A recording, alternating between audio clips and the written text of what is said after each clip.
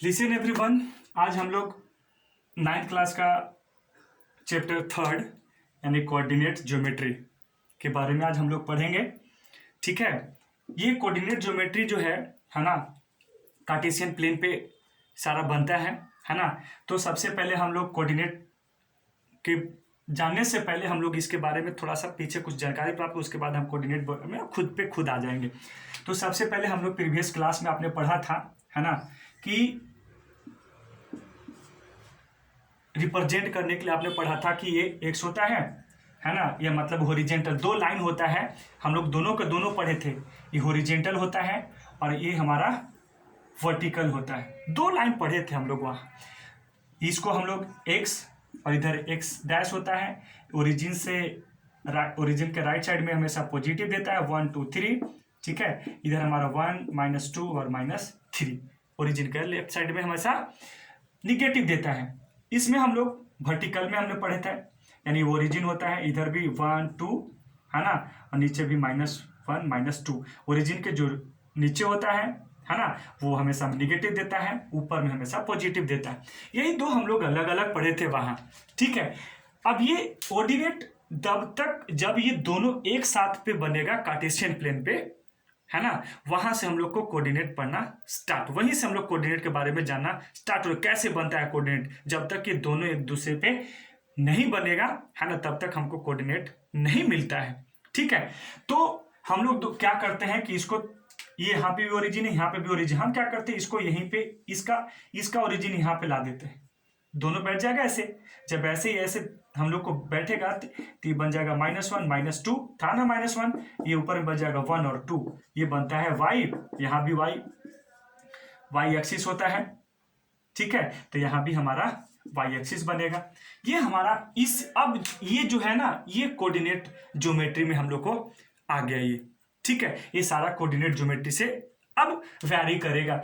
अब coordinate geometry में दो है पढ़ना है, यहाँ भी था अलग अलग, लेकिन पढ़ना था ये हॉरिजॉन्टली था ये, और ये वर्टिकली था, अलग अलग पढ़ना था। दोनों को एक साथ वर्टिकली जो ये ज्योमेट्री, ये वर्टिकली और हॉरिजॉन्टली को एक साथ जब मिला के पढ़ते हैं तो वही हमारा कोऑर्डिनेट ज्योमेट्री का बनने लग जाता है। तो एक्स और वाई बन जाता है, एक ही घर पे बनेगा। और यहाँ पे जैसे ही बनेगा तो यहाँ पे ना आपको यहाँ से इरेज करते हैं और यहाँ पे आपको 4 घर है ना डिवाइडेड दिखता है, यानी जैसे ही हम बैठाते हैं तो 1 2 3 4 है ना, ये 4 पार्ट में डिवाइड हो जाता है। डिवाइड देख लीजिए 1 2 3, जैसे डिवाइड होता है इसको हम लोग बोलते हैं फर्स्ट क्वाड्रेंट,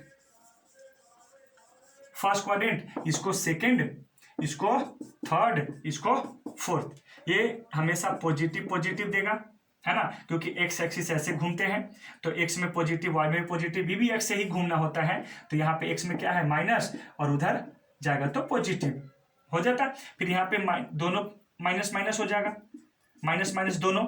ठीक है, यहाँ पे सबसे पहले एक्स से ही इधर से भी टर्न कर देंगे तो एक्स में क्या मिलता है पॉजिटिव है, और वाई में निगेटिव। ये क्वाड्रेंट बनता है, यानी फर्स्ट क्वाड्रेंट, सेकंड, थर्ड और फोर्थ। ठीक है, ये क्वाड्रेंट जो है हम लोग पढ़े यहाँ पे। अब हम लोग इसके बारे में जानते हैं कि जो एक्स एक्सिस से जो बनता है, जो एक्स एक्सिस पे होगा, जैसे मान लीजिए कि हम कोई एक नाम देते हैं, जैसे मान लीजिए कि हमारा कोऑर्डिनेट है, कोऑर्डिनेट। ठीक है ना, तो कोऑर्डिनेट हमारा जैसे मान लीजिए कि 2 और 3 दे दिया, तो एक्स, ये पहला वाला जो होता है वो एक्स होता है और दूसरा वाला वाई होता है।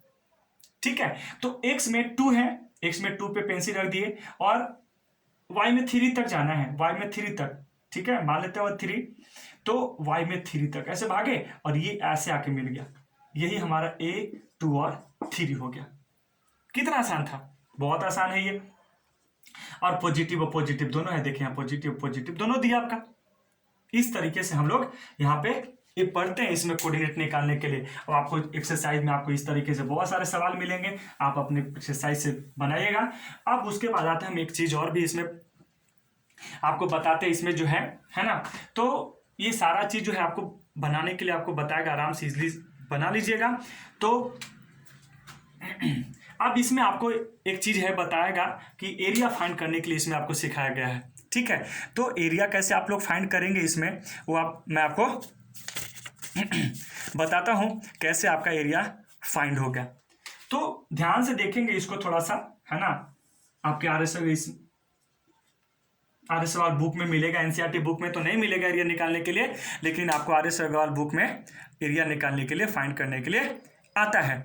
तो सबसे पहले हम लोग क्या करते क्या है कि ध्यान से देखेंगे, है ना, तो ये ओरिजिन होता है, इसी पे सारा बनेगा, कोऑर्डिनेट से ही हम लोग ट्रायंगल भी बना लेते हैं, है ना, और वहां से एरिया भी फाइंड करने के लिए सीख जाते हैं। तो ध्यान से सीखिएगा पहले, उसके बाद फिर हम लोग डिस्कस करेंगे। 1 2 3 1 2 3 -1 -2 -3 -1 -2, ये आप लोग जानते हैं, ये होता है y डैश, ये होता है x डैश। ठीक है, अब हम लोग ना सिंपल ऐसे ही हम आपको बना के एक बार दिखाते हैं। मान लेते कि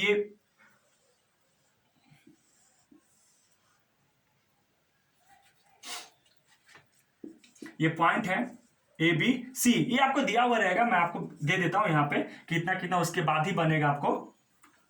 ठीक है, पहले मैं आपको दे ही देता हूँ कोऑर्डिनेट, क्योंकि कोऑर्डिनेट देगा उसके बाद ही आपको ग्राफ पे बनाना होगा, उसके बाद आपको फाइंड करना होगा। तो ए में हम 3 2 दिया हुआ है, बी ये सारा आपको दिया हुआ रहेगा, हम खुद से नहीं दे रहे हैं, मतलब हम तो खुद से दे रहे हैं, लेकिन आपके बुक में दिया हुआ रहेगा। वैसे ही आपको कोऑर्डिनेट पे पहले कोऑर्डिनेट अपना पुटअप कर लीजिएगा, उसके बाद आपको फाइंड करने के लिए एरिया ऑफ ट्रायंगल निकलेगा, जो भी निकालने के लिए बोलेगा। तो बी इक्वल टू, यानी बी का कोऑर्डिनेट, बी कोऑर्डिनेट जो होगा आपका 1 और 1, सी